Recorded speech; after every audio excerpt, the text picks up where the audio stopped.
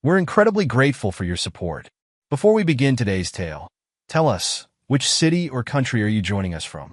We love connecting with our global audience. Now, let's dive into today's story. Chapter 1. The Gilded Cage. Ezekiel Hayes stood in his home office, adjusting his platinum cufflinks, a 10th anniversary gift to himself. The mirror reflected a man who had carved his path from nothing, his tailored suit a testament to his success. At 38, he'd built an empire that would have made his younger self proud. "Darling, the guests will arrive soon," Beatrix called from downstairs, her voice carrying a hint of impatience. "You know how punctual the Andersons are." Zeke allowed himself a small smile.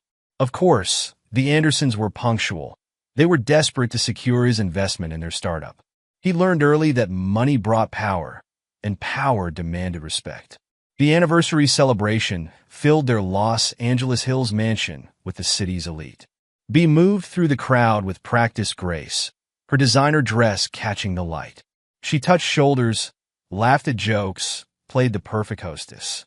Yet Zeke noticed how her hand never sought his, how her introductions of him always carried a subtle undertone. "This is my husband Ezekiel," she'd say, the words precise and measured. "He's in tech." The slight pause before mentioning his profession never failed to appear. Marcus Anderson approached, champagne in hand. "Zeke, I can't thank you enough for considering our proposal." "Don't thank me yet," Zeke replied, maintaining eye contact until Anderson shifted uncomfortably. "The numbers will do the talking." Bea appeared at his side, her perfume expensive and carefully chosen. "You're not discussing business at our anniversary party, are you?" Her smile remained fixed as she addressed Anderson. "He built his company from nothing, you know. Started coding in his garage. Now look at him." The pride in her voice didn't match her eyes. Zeke had seen that disconnect more frequently lately, had cataloged each instance with growing attention. 10 years of marriage had taught him to read the subtle signs. "I need to check on the caterers," Bea announced, already turning away. "Darling, make sure you mingle." Zeke watched her go, noting how she paused to speak with Jennifer Ross, whose husband had recently made partner at Goldman Sachs. He remembered their courtship 5 years after he'd sold his first company.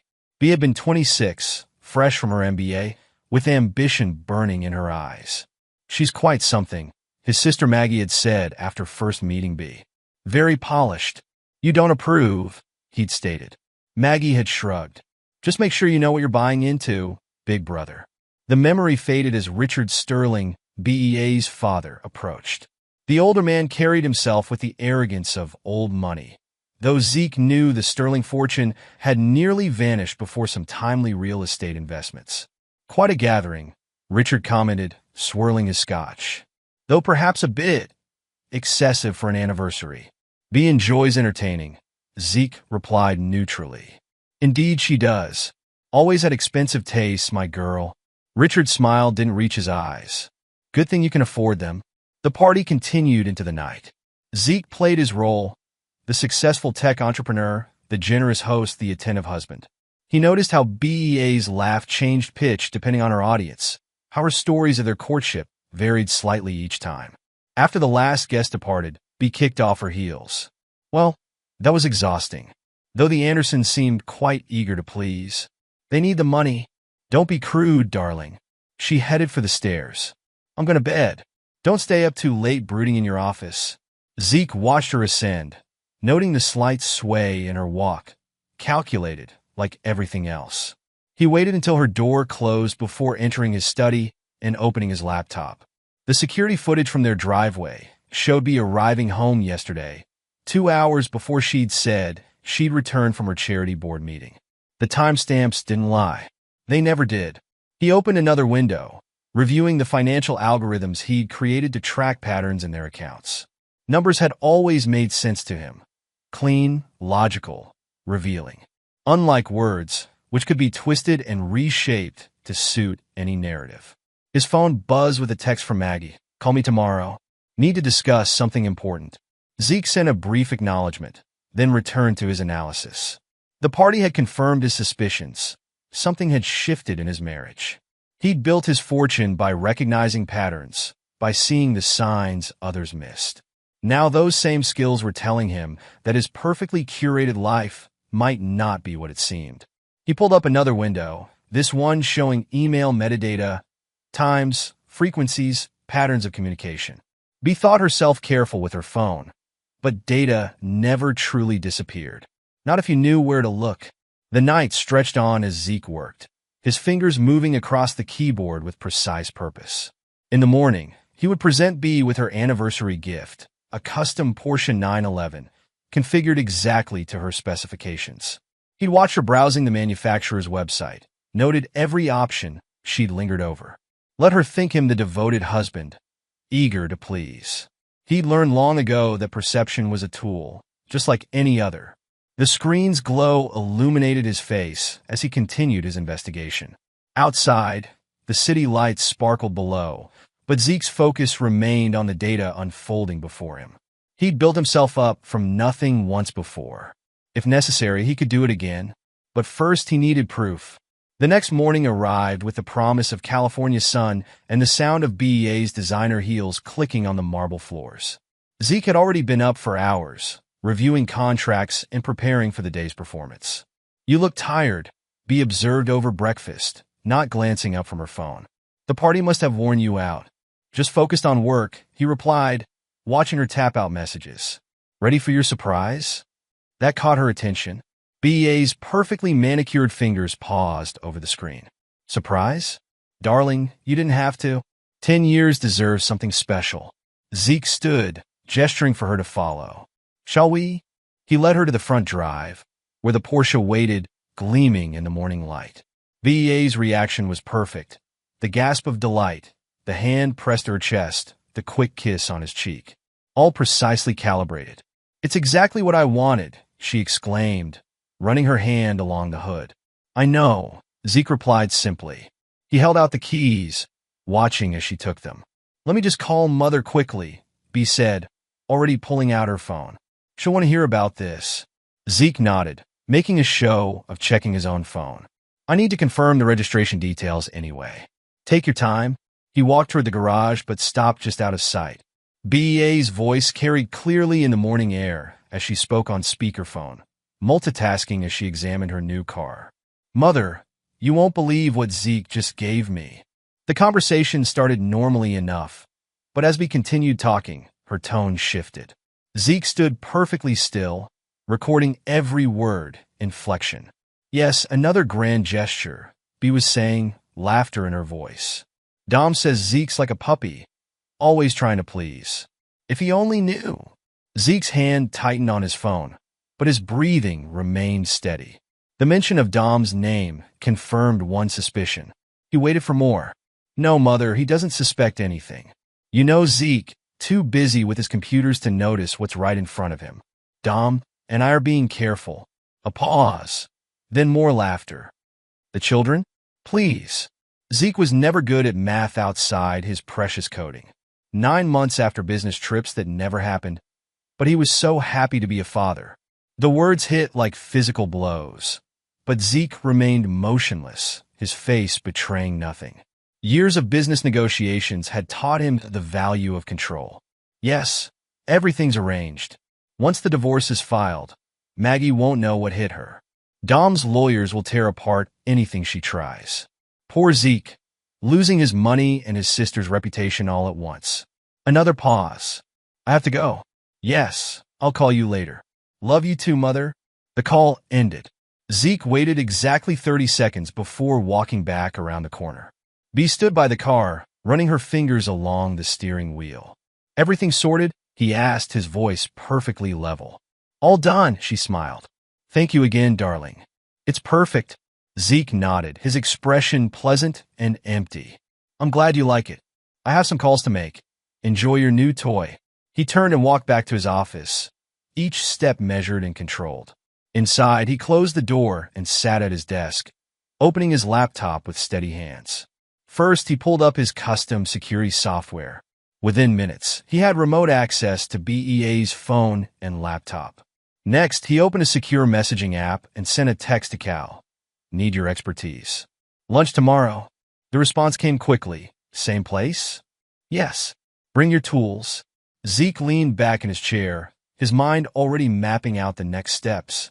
The betrayal burned, but he wouldn't let it consume him. No, he would use it, shape it into something precise and devastating. He thought of his mother, of how she'd left without a backward glance, how his father had collapsed from the strain, leaving Zeke to raise Maggie alone. He'd promised himself then that he would never be vulnerable again.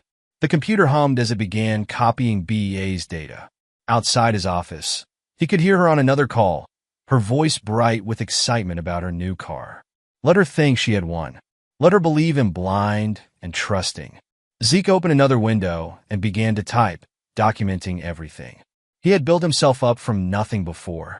He could do it again, but this time, he wouldn't be the only one starting over. This time, he would make sure the price of betrayal was paid in full. Chapter 2. The Web of Deceit. Zeke's fingers moved across his keyboard with practiced efficiency, each keystroke building his digital fortress. The monitors before him displayed streams of data, text messages, emails, GPS locations. 3 days had passed since the anniversary party, and he'd maintained his facade perfectly. Another late night? BEA's voice carried from the doorway. She wore her tennis outfit, fresh from her weekly match. Just finishing up, Zeke replied, minimizing windows with subtle movements. How was tennis? Oh, Linda. Always competitive. B lingered in the doorway. Join me for dinner? We could try that new French place. Zeke turned, offering a measured smile. Of course. Give me 30 minutes. Once B left, he reopened his surveillance program. The GPS data showed her tennis match had lasted exactly 45 minutes, peculiar for her usual 2-hour session. A few keystrokes revealed her true location, the Peninsula Hotel. His phone buzzed, Cal Jones requesting a secure video call. Zeke activated his privacy protocols before accepting. Cal's face appeared on the screen, his expression grim. You're going to want to see this, Z. Show me? I've been digging into Russo Enterprises like you asked. Their financials are interesting. Cal shared his screen, displaying complex financial records. See these transactions? They're using shell companies to hide major losses. Dom's been cooking the books for years. Zeke leaned forward. How deep does it go? Deep enough to put him away for a decade. But that's not all. Cal's voice lowered. I found emails between Dom and Beatrix from 8 years ago. Before your marriage. Send everything. Encrypted. After ending the call, Zeke sat back, processing the information. The pieces were falling into place, revealing a picture more complex than simple infidelity. He dressed for dinner mechanically, his mind working through scenarios. At the restaurant, he watched B order in perfect French, noting how she touched her neck when lying about her day. You're quiet tonight, she observed, sipping her wine, thinking about a new project. Zeke met her gaze. Something long-term. You work too hard, darling. Her hand reached across the table to touch his. You should learn to relax. Later that night, while B slept, Zeke read through the old emails Cal had uncovered. They painted a clear picture. B and Dom had dated in college, maintained contact, planned a future together. Then Dom had lost everything in the 2008 crash. Shortly after, B had met Zeke at a tech conference. His phone lit up with a text from Maggie. Got your message. My office, tomorrow, 9 a.m. The next morning, Zeke entered his sister's law office precisely on time. Maggie stood behind her desk, her expression hard. Tell me, she demanded without preamble. Zeke connected his laptop to her secure network and began displaying evidence. Text messages, emails, financial records, hotel receipts. Maggie's face grew darker with each revelation. That manipulative bitch, she finally spat. And Dom Russo? He's been under investigation 3 times for securities fraud. I need options, Mag. Maggie paced, her legal mind already at work. We document everything. Build an airtight case. But Zeke. She paused. The kids. Have you? DNA tests are already in process. Jesus. Maggie sat heavily. What do you need from me? Protection. She mentioned taking you down. I need to know what they might try. Let them try. Maggie's smile was sharp. I've dealt with worse than B. Sterling. Zeke outlined his initial plans. watching his sister's expression shift from shock to calculated interest. By the time he finished, she was taking detailed notes. "This is ruthless. Even for you," she observed. They made their choice. Leaving Maggie's office, Zeke drove to a discreet medical lab. The technician recognized him.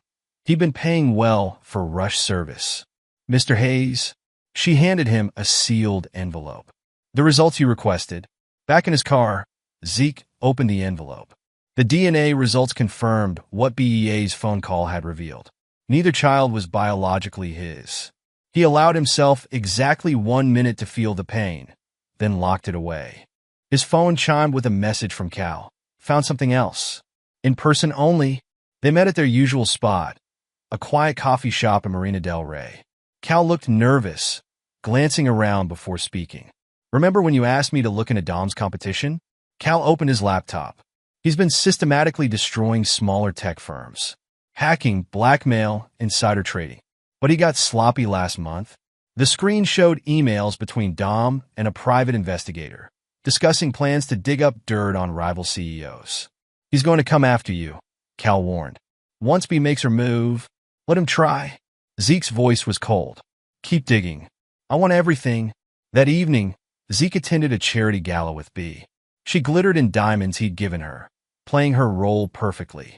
He watched her work the room, noting each lingering touch, each meaningful glance.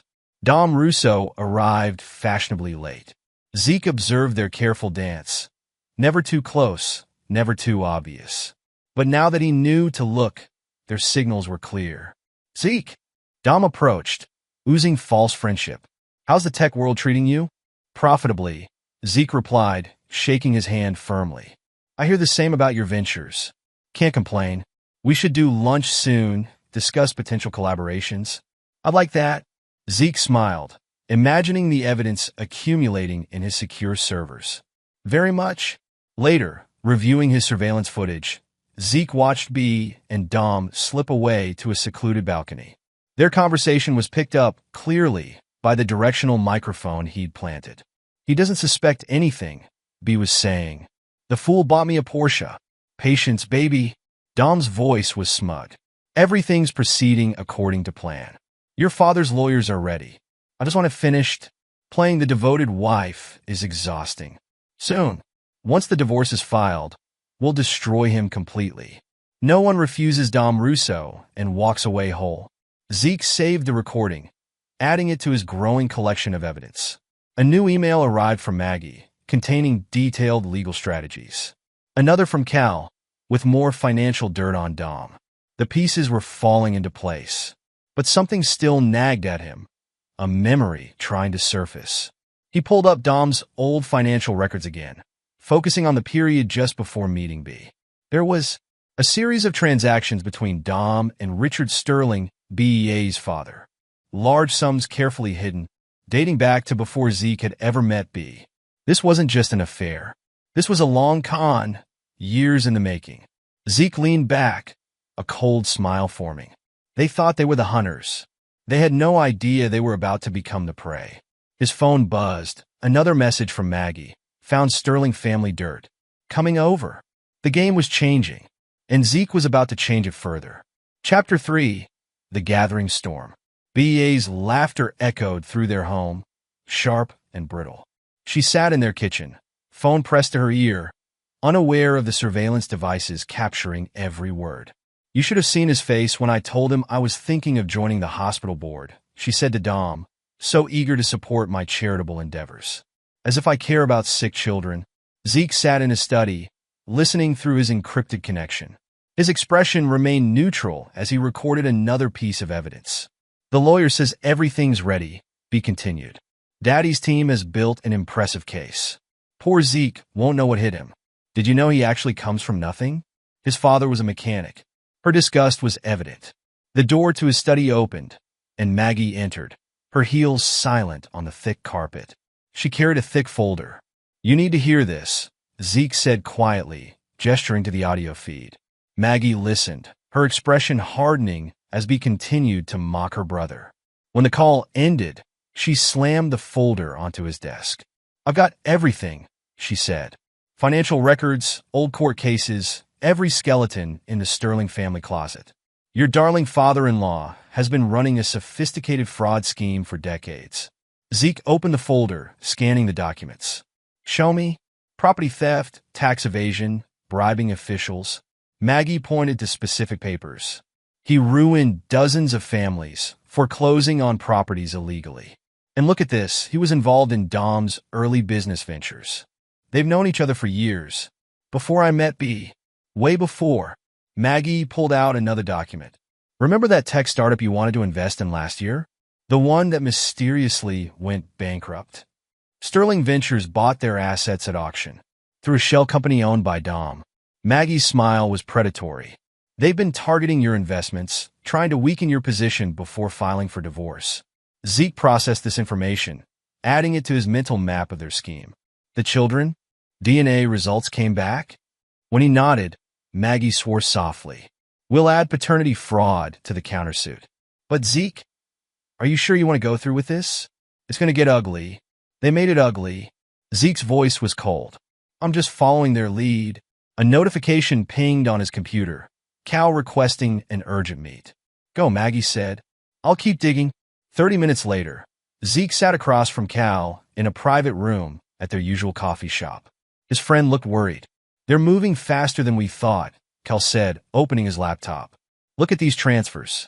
They're liquidating assets, moving money offshore. And Dom's been meeting with known corporate raiders. Show me the patterns. Cal pulled up various financial records. They're not just planning to take half in the divorce. They want everything. Dom's been promising his investors control of your company's patents. Let me guess, Sterling Ventures is heavily invested. Bingo. Cal hesitated. There's more. I found communications between B and some journalists. They're planning a smear campaign, going to paint you as unstable, dangerous. Zeke's expression didn't change, but his eyes grew colder. Time to accelerate our plans. Zeke. Cal looked uncomfortable. I've known you since college. I've never seen you like this. You've never seen me betrayed like this. The memory surfaced unbidden, his mother's letter, found on the kitchen table 20 years ago. Her explanation of why she'd left, how she'd found real love with his father's friend, how his father had collapsed 2 days later, the stroke leaving Zeke to raise Maggie alone. His phone buzzed, a text from B, working late at the charity. Don't wait up. Another notification showed her true location, a hotel downtown. With Dom. Send everything to Maggie. He told Cal, every transaction communication. It's time to end this game. Later that night, a new player entered the field. Detective Ava Reyes sat at her desk, reviewing financial records that had anonymously appeared in her inbox. Records showing years of fraud, manipulation, and corporate espionage. She noted the names, Dominic Russo, Richard Sterling, Beatrix Hayes. Cross-referenced them with ongoing investigations. Made connections. Her phone rang. An internal affairs detective. You seeing these records, Reyes? Yeah, pretty damning stuff. Sterling and Russo are connected to that real estate fraud case we've been building. But this new information, someone's been collecting evidence for years. Reyes studied a photo showing Dom and Richard Sterling meeting secretly 3 years ago. Who sent it? Anonymous source. Very thorough. Very professional. In his home office, Zeke watched multiple screens showing various surveillance feeds. V returning from her charity work. Dom entering his office building. Richard Sterling meeting with lawyers. His phone lit up with a message from Maggie. Everything's in place. Sure you want to do this? Zeke thought of the DNA results. Of years of manipulation and lies. Of his children who weren't his. Of the cold, calculating way they'd planned to destroy him. Do it, he texted back. He pulled up the recording from earlier, B mocking his background, his trust, his love for children who weren't his. Her laughter mixing with Dom's as they planned his destruction. The pain was there, deep and sharp, but he learned long ago to use pain as fuel, to transform it into something harder, colder, more focused. They thought him weak because he'd shown kindness. They mistook generosity for naivety, love for blindness. They were about to learn their mistake. Zeke opened his main database, reviewing the evidence he'd collected. Every betrayal, lie, secret meeting. All meticulously documented, time-stamped, verified. Tomorrow, he would start dismantling their world. Not with rage or violence, but with the same cold precision they'd used to plan his downfall. They wanted to play games? Fine. But they were about to learn that some games end in total destruction. And ZK's never played to lose. Chapter 4. The Checkmate. The St. Regis Ballroom buzzed with Los Angeles elite, champagne flowing as freely as the pretense of civility. Zeke adjusted his cufflinks, a gift from B during happier times, or what he'd thought were happier times. His expression remained neutral as he watched his wife work the room, her red designer dress drawing attention from all corners. Mr. Hayes? Detective Reyes appeared at his side, dressed formally but clearly out of her element. Quite the gathering. Detective, I wasn't aware the police attended charity functions. We go where the interesting cases are. She sipped her water, studying him. Your wife seems to be enjoying herself. Zeke's lip curved slightly. Indeed she does. Across the room, B laughed at something Dom Russo had said, her hand lingering too long on his arm. They thought themselves subtle. They had no idea what was coming. Ladies and gentlemen, the event coordinator tapped a microphone. If you'll all gather round, Mrs. Hayes has prepared a special presentation about our charity's mission. B moved toward the podium, confidence radiating from her practiced smile. Thank you all for coming tonight. As you know, children's education has always been close to my heart. Interesting choice of words, Zeke murmured, reaching for his phone. The large screen behind B flickered, not part of her planned presentation. Her voice faltered as a video began to play. He's such a fool. B's voice filled the ballroom, the footage crystal clear. She sat in a hotel room with Dom, both partially dressed. All that money and no idea how to use it properly. At least the children will be well provided for, even if they're not his. The room fell silent. B froze at the podium, her face draining of color. Of course they're not his, Dom's voice continued. But the idiot never questioned it, too busy with his computers to notice basic math. The video continued, showing multiple clips, B and Dom mocking Zeke's background, planning their takeover of his company, discussing how they'd destroy his sister's reputation. Each revelation landed like a physical blow in the stunned ballroom. Security, Elijah Sterling shouted. Shut that off immediately. I'm afraid that won't be possible, Zeke spoke, his voice carrying clearly. Just like it won't be possible to hide the truth any longer. He moved through the crowd toward B, each step measured and deliberate. The screen shifted to show financial records, emails, hotel receipts, a mountain of evidence meticulously compiled. 10 years, he said, stopping in front of his wife. 10 years of lies, manipulation, and betrayal. Did you really think I wouldn't find out? Zeke B's voice shook. I can explain. Explain what? How you and Dom planned this before we even met. How my children aren't mine. How you plan to destroy not just me, but my sisters. The crowd murmured, smartphones recording everything. Zeke could see several society columnists frantically taking notes. This is slander. Dom pushed through the crowd. I'll have you arrested. No. Detective Reyes stepped forward, badge in hand. But I will be arresting you, Mr. Russo. We have some questions about certain financial irregularities. Your lawyer might want to join us. 2 uniformed officers appeared at the ballroom entrance. Dom's face contorted with rage. You planned this, he snarled at Zeke. You orchestrated all of it. I learned from the best. Zeke's voice was cold. You and B taught me all about planning and betrayal. Maggie emerged from the crowd, legal documents in hand. Mrs. Hayes, consider yourself served. The divorce proceedings will begin immediately. We're also filing criminal charges for fraud and conspiracy. Daddy, B turned to her father, desperation in her eyes. But Elijah Sterling was dealing with his own problems. More officers were approaching him, warrant in hand. Mr. Sterling, Detective Reyes said, we'll need you to come with us as well. Those property deals you've been arranging? We found some interesting patterns. The ballroom had become a circus of flashing cameras and shocked whispers. Zeke stood in the center of it all, watching his wife's carefully constructed world crumble. How? B whispered. How did you know? You got careless. Too confident. Just like your mother taught you. He stepped closer, voice low. The day you mocked my family, planned to destroy my sister. That's when I decided your destruction would be absolute. You can't do this to me, she hissed. I'll fight you. You'll what? Use your father's money? Your lover's influence? Zeke gestured to where Dom was being led away in handcuffs. Look around, B. You have nothing left. The evidence continued to play on the screen. Years of manipulation exposed for all to see. BEA's social circle drew back from her. Phones recording her humiliation for posterity. Cal appeared at Zeke's side, laptop under his arm.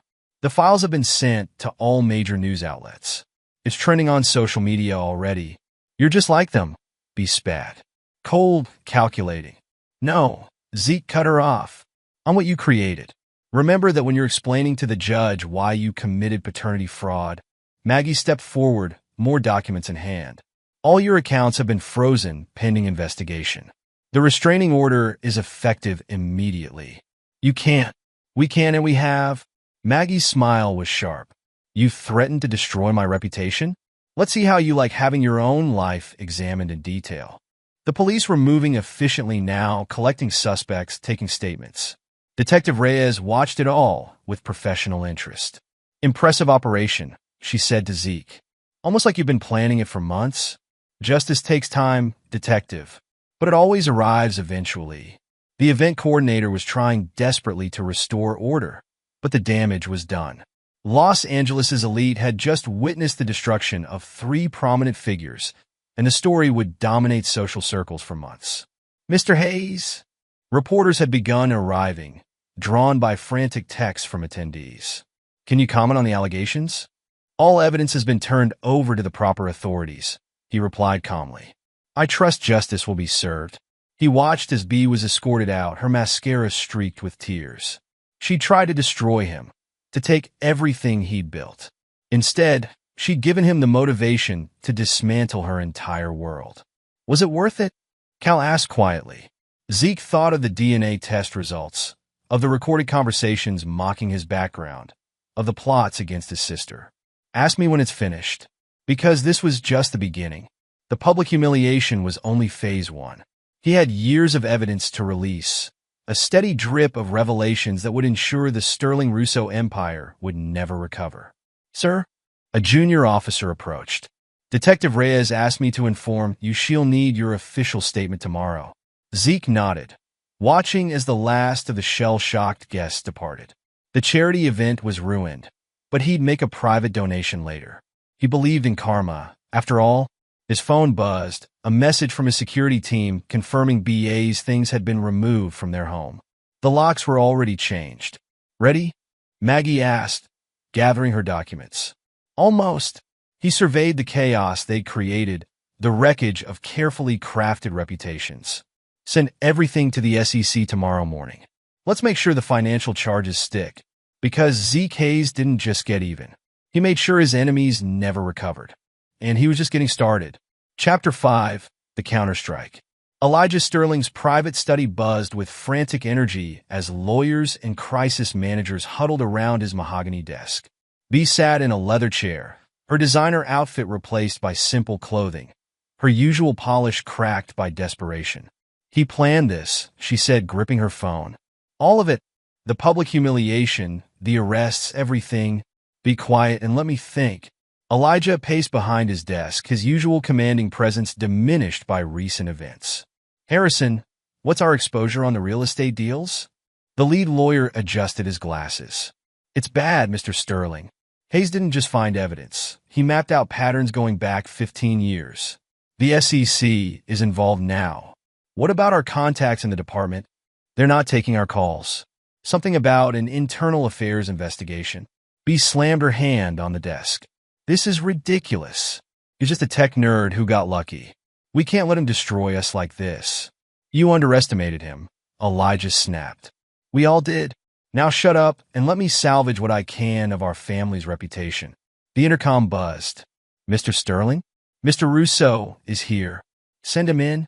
Dom burst into the study, his usual swagger replaced by barely controlled rage. Your pet lawyers better have a plan. My board is meeting tomorrow to discuss removing me as CEO. They can't do that, B protested. You own the company. Wake up, princess. The SEC doesn't care about ownership when there's evidence of fraud. Your husband made sure of that. Elijah raised his hand for silence. Harrison, what are our options? We can file countersuits for defamation, corporate espionage. No, Dom interrupted. I tried that already. Hayes has documentation for everything. Digital footprints, timestamps, witnesses. It's like he's been building this case for years. Then we attack him personally. B leaned forward. I know things about him, about his past. Already in motion. Elijah pressed a button on his phone. Sandra? Sent in the media team. 3 people entered, carrying laptops and tablets. The lead consultant, a sharp-faced woman named Rachel, pulled up a presentation. We've started planting stories, she reported. Allegations of domestic abuse, financial manipulation, unstable behavior. We have 3 major blogs ready to publish, and social media influencers lined up to amplify the message. Not good enough, Dom growled. I want him destroyed. What about his sister? Elijah studied a document. Magnolia Hayes, interesting past there. Some disciplinary issues in law school. A sealed juvenile record. Use it, BA's voice was hard. She wants to play shark lawyer? Let's see how she handles being the target. Harrison cleared his throat. Mr. Sterling, attacking his sister could backfire. I don't care.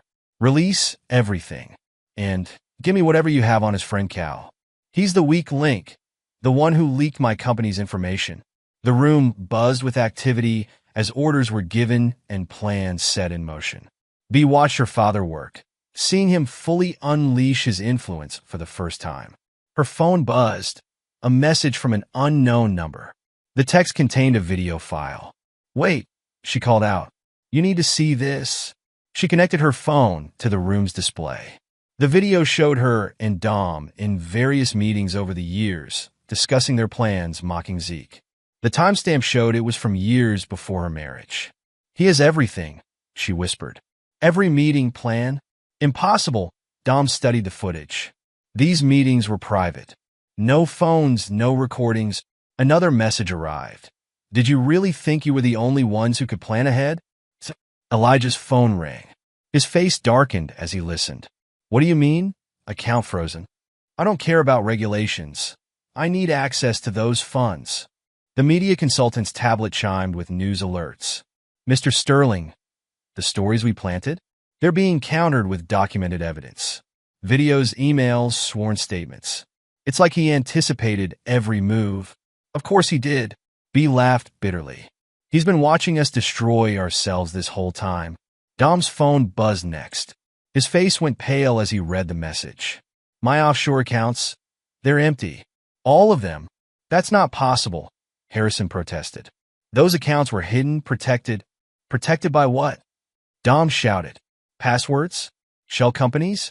He's been inside our systems for years. Elijah slumped in his chair, suddenly looking his age. Harrison, what are our real options? The lawyer spread his hands. Legally? We're exposed on multiple fronts. The evidence is solid, the paper trail clear. If we fight this in court, we'll lose everything. Be finished. Another message arrived on all their phones simultaneously. Consider this a courtesy warning. Release those stories about Maggie, and tomorrow everyone learns about Buenos Aires. Elijah's face went ash-white. How does he know about Buenos Aires? What's Buenos Aires? B demanded. Nothing. Nothing that concerns. His phone rang again. This time, his hands shook as he answered. Yes? Yes, I understand. No, please don't yes. I'll cooperate fully. He set the phone down slowly. The federal investigation is expanding. They're looking into international transactions. Daddy, B had never seen her father look afraid before. It's over, he said quietly. He's thought of everything. Each countermove we make just springs another trap. Dom wasn't listening. He stabbed at his phone, barking orders. Move the remaining assets. Now. I don't care about regulations, just he stopped listening. What do you mean? Accounts flagged? Override it. What? Since when? B watched her lover's face contort with rage. Their carefully constructed plans, years in the making, were unraveling in hours. Her phone buzzed one final time. You taught me an important lesson about trust, B. Now I'm teaching you one about consequences. Sleep well. The media consultant cleared her throat. Mrs. Hayes? Those society blogs we contacted? They're all running stories now about you. With evidence. B grabbed the tablet. Her breath caught as she read the headlines. Hayes' marriage, a calculated fraud. Sterling family's web of deceit. Tech mogul's wife's secret life exposed. He's not just destroying us professionally, she realized. He's making sure we can never show our faces in society again. Dom's phone rang. He answered, listened, then threw it against the wall. The board meeting's been moved up. Emergency session tonight. Elijah's intercom buzzed again. Mr. Sterling? There are federal agents in the lobby. They looked at each other. The mighty Sterling family and their co-conspirators, reduced to trapped animals in a gilded cage. Options, Elijah demanded. Give me options. But as their phones continued to buzz with news of frozen accounts, leaked documents, and public exposures, they all knew the truth. There were no options left. Zeke Hayes, the man they dismissed as a simple tech nerd, had outplayed them at every turn. Their own weapons, money, influence, social status, had been turned against them. And somewhere in Los Angeles, watching it all unfold according to plan, Zeke Hayes was just getting started. Because vengeance, when properly planned, was a dish best served systematically, with no detail left to chance. And no mercy shown to those who had shown none themselves. Chapter 6. The Price of Revenge. Detective Ava Reyes sat at her desk, surrounded by evidence boards and computer screens. The Hayes case had consumed her department for weeks, each new revelation leading to deeper investigations. Detective, Officer Chen appeared at her door. You're going to want to see this. He handed her a tablet displaying a breaking news article. Russo Enterprises steps down amid federal investigation. Hayes strikes again, she murmured. Her phone rang, a secure line she'd set up specifically for this case. Reyes, detective. Zeke's voice was calm, controlled. I assume you've seen the news? I have. Care to explain how you knew about Russo's offshore accounts? The same way I knew about the Sterling family's real estate fraud. People get careless when they think they're untouchable. Reyes leaned back in her chair. They're claiming entrapment. Let them. Evidence doesn't lie, detective. Unlike my wife. The bitterness in his voice was barely detectable, but Reyes had been a cop too long to miss it. They tried to set a trap for you last night. I know. Rather amateur attempt, really. 3 men with recording devices, trying to provoke you into assault. Almost like they needed something to support those abuse allegations they've been spreading. Almost Zeke agreed. How's the investigation into Sterling's judge contacts going? Reyes smiled despite herself. You know I can't discuss ongoing investigations, Mr. Hayes. Of course not. Good day, detective. She hung up, studying the evidence boards. Hayes had handed them years of white-collar crime on a silver platter, each piece documented and verified. It was almost too perfect. Her computer chimed with a new email. More financial records, these showing a complex money laundering operation through Sterling's charity foundations. Chun, she called out. Give me everything on the Sterling Family Foundation. Tax records, donor lists, everything. Across town, Zeke sat in his home office, monitoring multiple screens. Maggie entered, carrying legal documents. They tried to access my juvenile records, she announced, dropping into a chair. Trying to dig up dirt? I know. It's been handled. Zeke. Maggie studied her brother. You look tired. I'm fine. No, you're not. None of us are. Cal's facing harassment at work. I've got investigators following me. And you made a choice. He cut her off. They started this, Mag. They planned to destroy both of us. And now we're destroying them instead. Does that make us any better? Zeke turned to face his sister. They used me for 10 years. Made me raise children that weren't mine. Planned to take everything we've built. So no, I won't feel guilty about fighting back. His phone buzzed, Cal requesting entry at the security gate. Minutes later, his friend burst into the office. They're making their move, Cal announced, opening his laptop. V and Dom just booked tickets to Switzerland. First class? Zeke asked mildly. Of course. Using one of their hidden accounts. The one you didn't freeze. Maggie straightened. You left them an escape route? That's not like you. I left them an obvious escape route, Zeke corrected. One that's being monitored by multiple federal agencies. Cal whistled. You're gonna let them walk right into it. They're desperate now. Making mistakes. Detective Reyes's team is ready to intercept them at the airport. His phone buzzed again, this time with a message from B. You've had your revenge. Let us go. Zeke showed the message to his sister and friend. Opinions? It's enough, Cal said quietly. They're ruined. Their reputation's destroyed.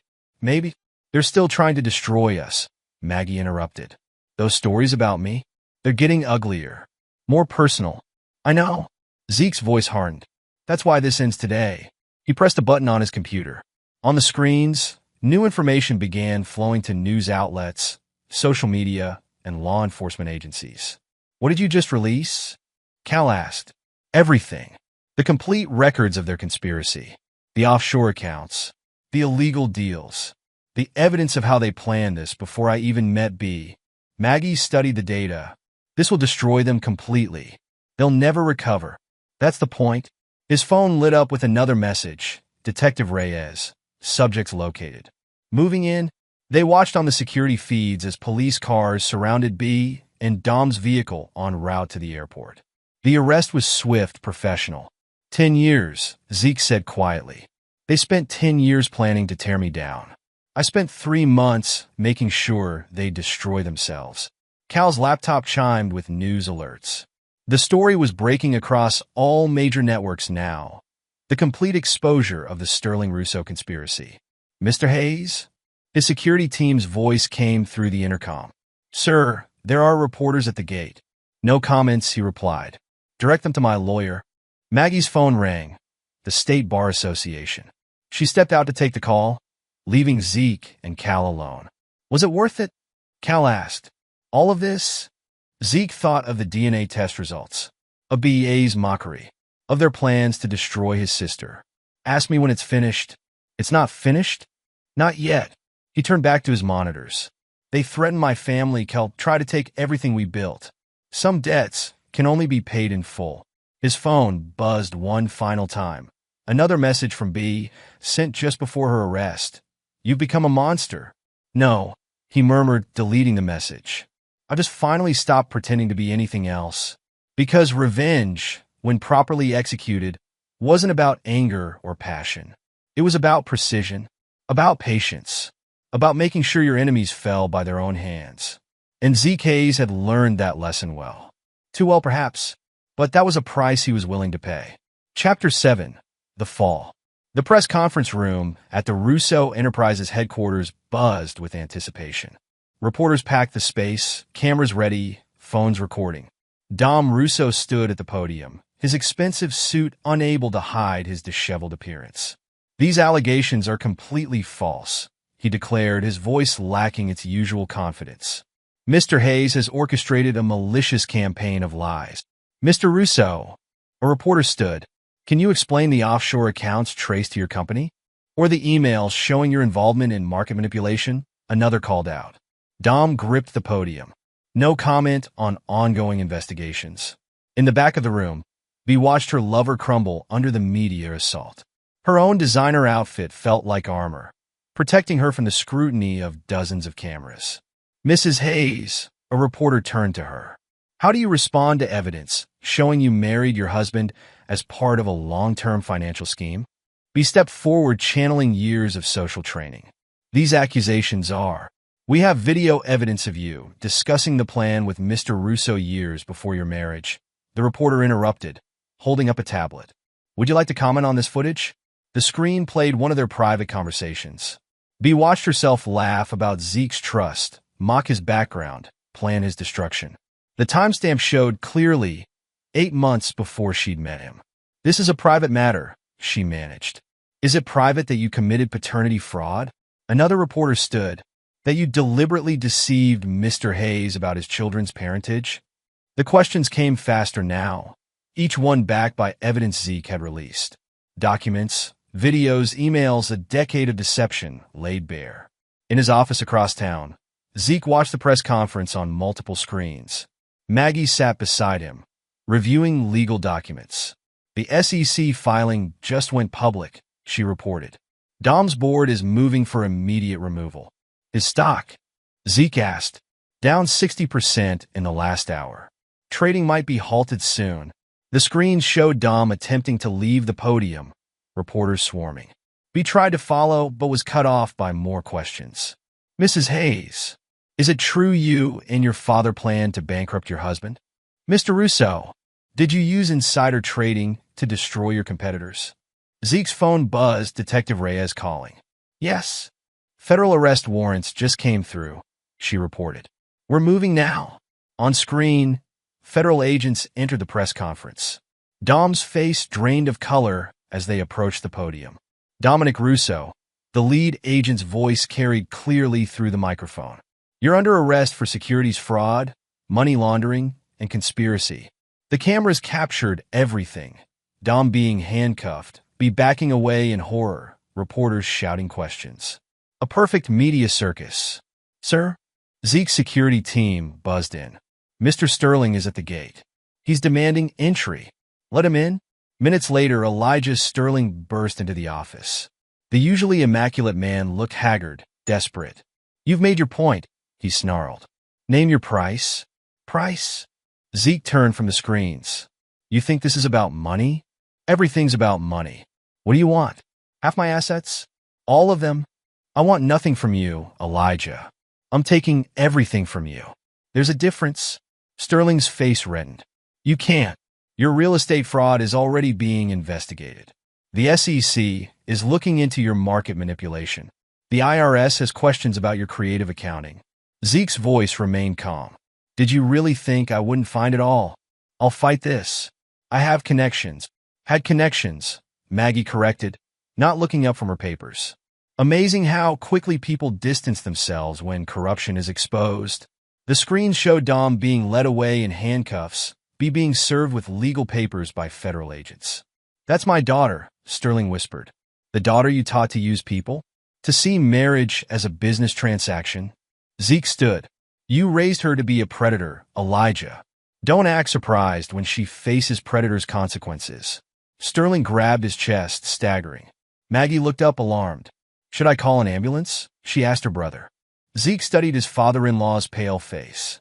Your choice, Elijah. Die now from the stress, or live to watch your empire crumble piece by piece. Sterling straightened with effort. You're a monster. No, I'm what you created.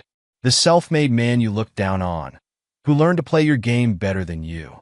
Security arrived to escort Sterling out. Through the windows, Zeke watched his father-in-law's car leave, driving away from a life of privilege about to be destroyed. His phone buzzed again, Cal updating him on the financial fallout. Dom's arrest had triggered investigations into multiple companies. The Sterling family's connections were toxic now, their former allies scrambling to save themselves. Zeke? Maggie's voice was soft. The divorce papers are ready. And the custody agreements. He nodded, watching the screens where he was trying to escape the media frenzy. Her carefully constructed world was collapsing, each revelation stripping away another layer of pretense. 10 years, he said quietly. They spent 10 years planning to destroy me. I spent 3 months ensuring they'd destroy themselves. And now we watch them fall. All of them. The news channels were running constant coverage. Dom's criminal empire exposed. The Sterling family's corruption revealed. BEA's calculated deception laid bare. Zeke had planned it perfectly. Each revelation timed for maximum impact. Each piece of evidence released when it would do the most damage. A symphony of destruction, conducted with precise control. His phone lit up with a message from Detective Reyes. Sterling just collapsed at his club. Heart attack. Karma, Maggie commented, reading over his shoulder. The screen showed me being escorted by police, her designer outfit and perfect makeup unable to hide her desperation. The society queen brought low, exposed as a fraud. Sir? His security team again. The children's school called. The press is trying to get interviews. Move them to the safe house, he ordered. No contact without my approval. Because even in revenge, there were lines he wouldn't cross. The children were innocent of their mother's crimes. But B, Dom, Elijah, they would learn the price of betrayal. Not in quick violence or dramatic confrontation, but in the slow, inexorable destruction of everything they valued. Money, power, reputation, social standing. You would take it all? Because ZKs had learned from their betrayal, had transformed pain into purpose, hurt into calculated revenge. They had taught him well, too well perhaps, but that was their mistake to regret, not his. Chapter 8, The Aftermath. Detective Ava Reyes sat across from Zeke in her office. Case files spread between them. 3 weeks had passed since the arrests, and the dust was beginning to settle. The DA's office wants your testimony, she said, studying his face. Though I suspect you already knew that.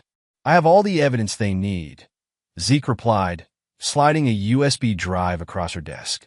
Digital trails don't lie, detective. No, they don't. She picked up a file. Dominic Russo is facing 20 years. His lawyers are scrambling for a plea deal.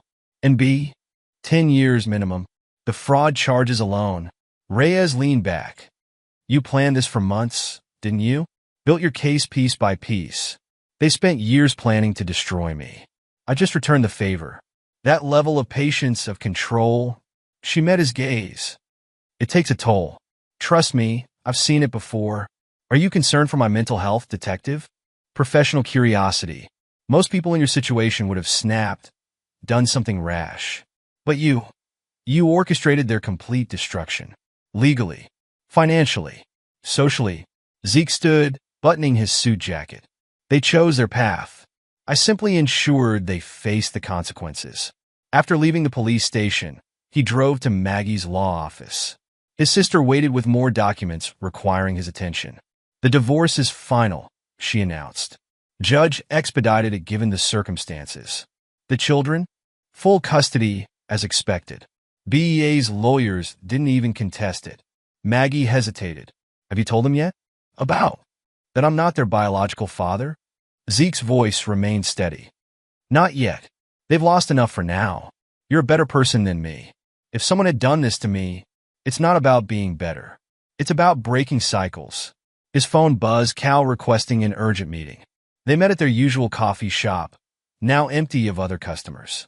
I've been thinking, Cal said without preamble, about starting fresh. New company, new direction. Could use a partner with your skills.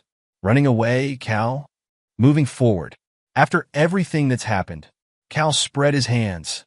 Maybe it's time for all of us to start over. Zeke studied his oldest friend. Cal had stood by him through everything, risked his own career to help expose Dom's crimes. What kind of company? Cybersecurity. Real this time, not the corporate espionage Dom was running. We've seen how vulnerable companies are. How much damage the right information can do. Using our powers for good. A faint smile crossed Zeke's face. Something like that. Interested? Before Zeke could respond, his phone lit up with news alerts. Elijah Sterling had died in his hospital bed, his empire crumbling around him. Your father-in-law? Cal said quietly. Former father-in-law. Do you feel anything? About his death? Zeke thought about it. He died as he lived, unable to face losing control. They sat in silence, considering the path that had led them here. The complete destruction of the Sterling Russo empire had sent shockwaves through Los Angeles society. Sir? His security team messaged. The children are asking to see you. I'll be there in 20 minutes. Cal watched him stand. You're really going to raise them? After everything, they're innocent of their mother's crimes. Breaking cycles, remember? The drive home gave him time to think. About choices, consequences, the price of revenge. Detective Reyes was right. It had taken a toll. At home, the children waited in the living room. They looked small, vulnerable, their world turned upside down by adult betrayals. Dad? Emma, the oldest at 9, spoke first. Are you going to send us away? Zeke sat across from them. No, never. But Mom said in the videos. Thomas, 7, struggled with the words. Your mother made choices. Bad ones. But that has nothing to do with you. Are you mad at us? Emma's voice was small. No. Zeke met their eyes. You are my children. Biology doesn't change that. The admission hung in the air. They were smart kids, They'd heard things, understood more than adults realized. Mom's going to jail, isn't she? Thomas asked. Yes. For a long time. Emma wiped her eyes. Is it bad that I'm not sad? After what she did to you? Zeke moved to sit between them. Feelings aren't good or bad. They just are. What matters is what we do with them. His phone buzzed again, Maggie updating him on the legal proceedings. More charges filed, more evidence admitted. What happens now?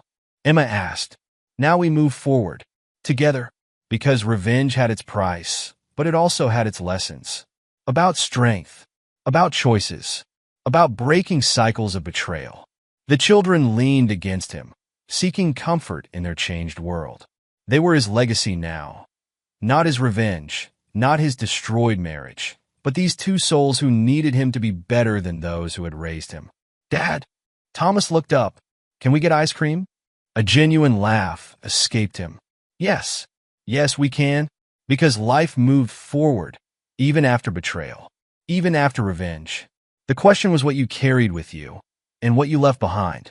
Zeke had made his choice. It was time to build something new from the ashes of what was destroyed.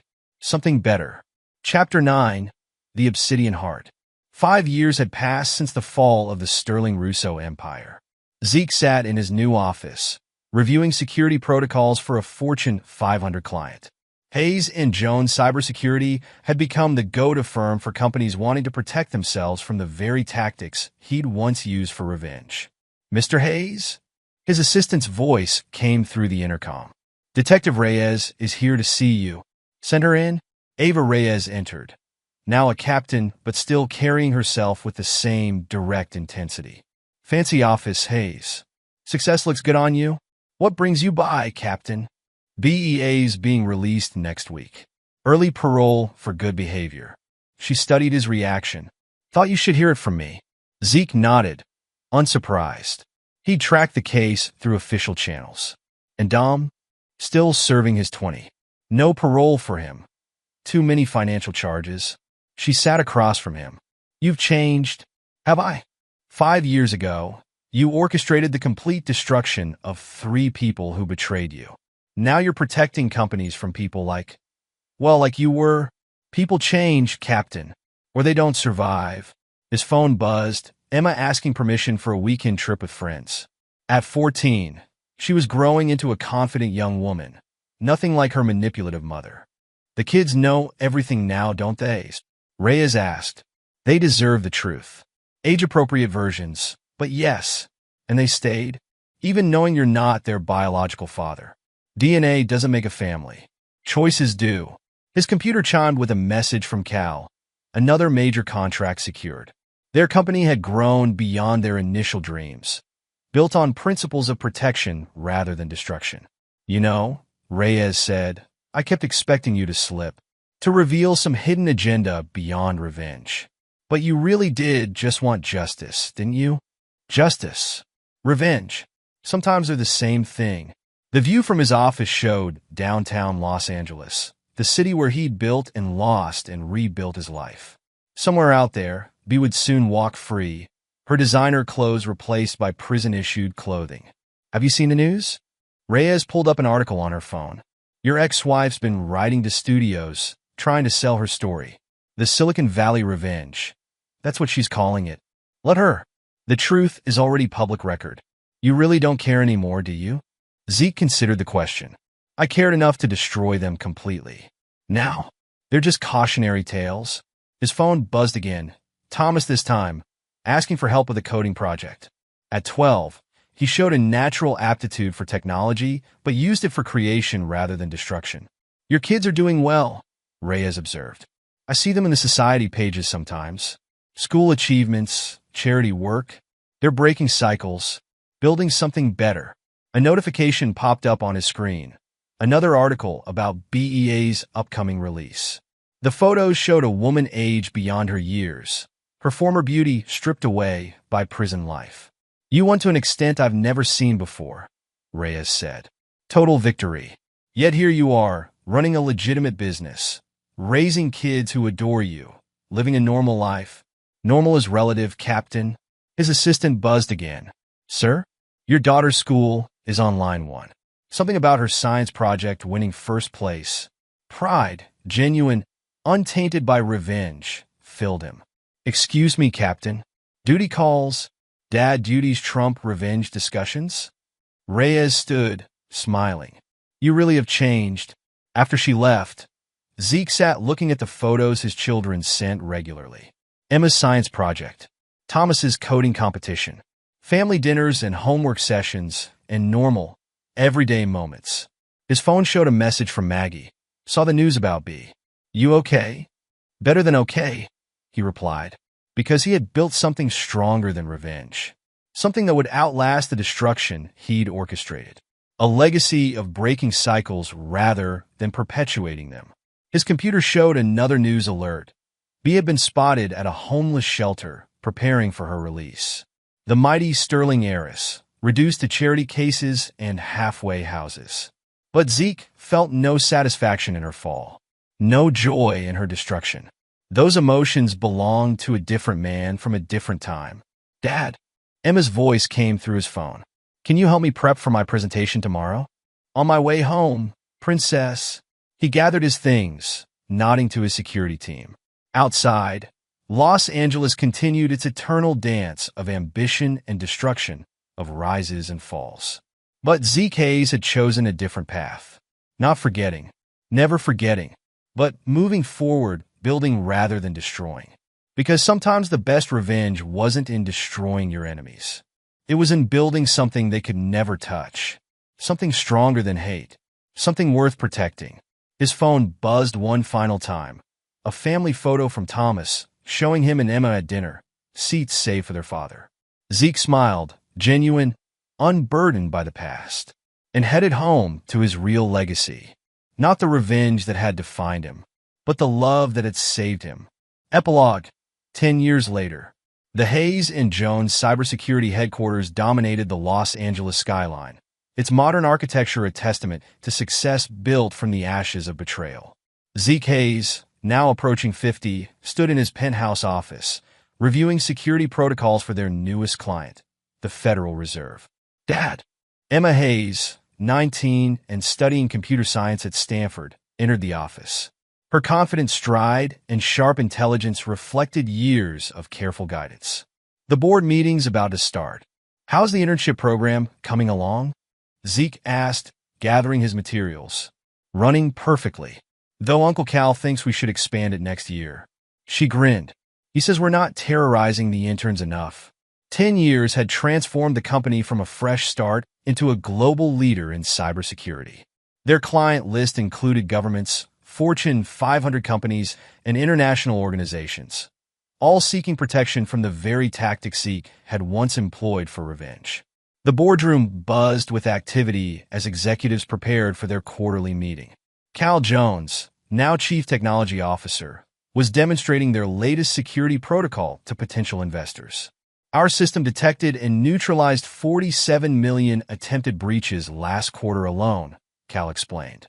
"Using the same principles that once exposed corporate espionage, we now protect trillions in assets." Zeke took his place at the head of the table, noting familiar faces. His team included former FBI cybercrime experts, reformed hackers, and brilliant minds drawn to the challenge of protecting rather than destroying. "Before we begin," he addressed the room, "I'd like to acknowledge our newest partnership. Thomas?" Thomas Hayes, 17 and already showing his father's technical brilliance, stepped forward. He developed an AI-driven security system that had caught the attention of major tech companies. "The algorithm adapts to attack patterns in real time," Thomas explained, his presentation reflecting years of learning from both his father and Cal. "We're seeing a 99.8% success rate in preventing data breaches." The meeting proceeded efficiently, showing profit margins that would have made Dom Russo envious, if he weren't still serving his 20-year sentence. Zeke had tracked his former rivals' appeals. Each one denied as evidence continued to surface of past crimes. After the meeting, Maggie Hayes arrived for their weekly lunch. At 45, she'd become one of Los Angeles's most respected attorneys, her firm specializing in corporate law and cybercrime. "You'll never guess who I saw today," she said as they settled in his private dining room. "Try me?" "B." Outside the courthouse, Maggie studied her brother's reaction. She's filing for bankruptcy. Again, 5 years after her release, Beatrix Sterling Hayes had tried repeatedly to rebuild her life. But her name was toxic in social circles. Her attempts at redemption met with closed doors and turnbacks. How's she looking? Zeke asked, more curious than concerned. Old. Beaten. Working as a paralegal at some strip mall law firm. Maggie shook her head. She tried to speak to me. Wanted to know about the kids. What did you tell her? That Emma's at Stanford on a full academic scholarship. That Thomas is already being courted by Silicon Valley. That they're thriving without her. The truth was more complex. Both children had needed therapy to process their mother's betrayal, but Zeke's steady presence and honest approach had helped them build resilience rather than bitterness. Captain Reyes called. Maggie continued, using the title despite Ava's recent promotion to commissioner. She's considering running for mayor. Good for her. Zeke had maintained a professional relationship with Reyes, their shared history creating an unusual alliance. His phone buzzed, a message from his security team. Another reporter trying to contact him about Where Are They Now story focusing on the Sterling Russo scandal. 10 years, Maggie mused. Sometimes it feels like yesterday, and sometimes it feels like another lifetime. The afternoon brought a visit from Emma's cybersecurity class. Young minds eager to learn from the industry leader. Zeke watched his daughter lead the presentation, her command of the material matching her understanding of its ethical implications. My father taught me that power isn't about destruction, she told her peers.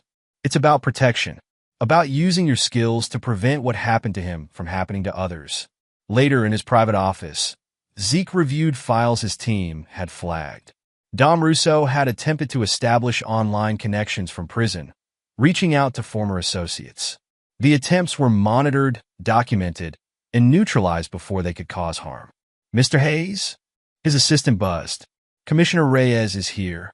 Ava Reyes entered, her police uniform replaced by the sharp suits of a public official. Impressive operation you're running, Hayes. Your security protocols just saved the city millions in prevented cyber attacks. Just doing our job, Commissioner? Still modest after all these years? She sat across from him. I saw the profiles in Forbes and Time. The man who transformed corporate security. Quite a legacy. Speaking of legacy, Zeke pulled up a file. Congratulations on the mayoral bid. How did you never mind? I don't want to know. She smiled. Your support would mean a lot to the campaign. Already arranged. My team will handle your cybersecurity personally. Their conversation was interrupted by Thomas entering with his latest project. A security system designed specifically for protecting political campaigns from foreign interference. Commissioner, he greeted Reyes. Want to see something cool? Zeke watched his son demonstrate the technology, pride mixing with satisfaction. Thomas had inherited his father's technical brilliance, but none of the darkness that had once driven it. The day continued with meetings, projects, and family moments interwoven. Emma discussing her research into quantum encryption. Thomas debugging code with Cal, Maggie calling to coordinate their mother's upcoming birthday celebration. Evening found Zeke in his home office, reviewing old files. Photos of the Sterling Russo empire's collapse. News articles about Dom's conviction and BEA's downfall. Elijah Sterling's obituary. A message popped up. Emma sending pictures from a Stanford Tech conference. Another from Thomas about his latest coding breakthrough. A reminder from Maggie about dinner plans. His phone rang, Cal with an urgent update. You need to see this. Dom's trying to publish his memoirs. Let him try, Zeke replied. The truth is already public record. That's not all. BEA's involved somehow. They're both claiming new evidence about what happened 10 years ago. Zeke considered this. Monitor it, but don't interfere. You sure? They could try to spin the story. The facts speak for themselves, Cal. We didn't just destroy them. We exposed them. After hanging up, Zeke opened his personal files. Pictures of his children growing up, family vacations, graduation ceremonies. Moments that proved revenge wasn't his only legacy. His security system alerted him to movement at the gate. Emma returning from a date. Thomas from his coding club. Normal teenage activities in a family that had transcended its dramatic origins. A final message came through from Detective Chun. now running the Financial Crimes Division. Regular updates on Dom and BEA's activities had become routine, more habit than necessity. Still monitoring the situation, sir? Nothing significant to report, because that was the real victory. Not just destroying his enemies, but rendering them irrelevant. Their attempts at redemption or revenge mere footnotes in a story that had moved far beyond them. Zeke closed his laptop and headed to the kitchen, where his children were raiding the fridge after their evening activities. Dad, Emma called out, want to hear about this new encryption protocol I'm developing? Always. As he listened to his daughter's technical explanation, Thomas adding his own insights, Zeke reflected on the decade's transformation. From a man driven by revenge to a father focused on legacy. From destroying lives to protecting them. The security system hummed quietly, monitoring potential threats. Somewhere in the city, his former wife struggled to rebuild her shattered life. His former rival sat in a prison cell, dreaming of lost power. But here, in this moment, none of that mattered. Because Zeke Hayes had built something stronger than revenge. Something more lasting than destruction. He'd built a future. And that was the greatest victory of all. And there you have it. Another story comes to an end. What did you think? I'd love to hear your thoughts in the comments below. If you enjoy this story, consider joining our community by subscribing. It means the world to us. For more stories like this one, check out the recommended videos on screen. And I'll see you there.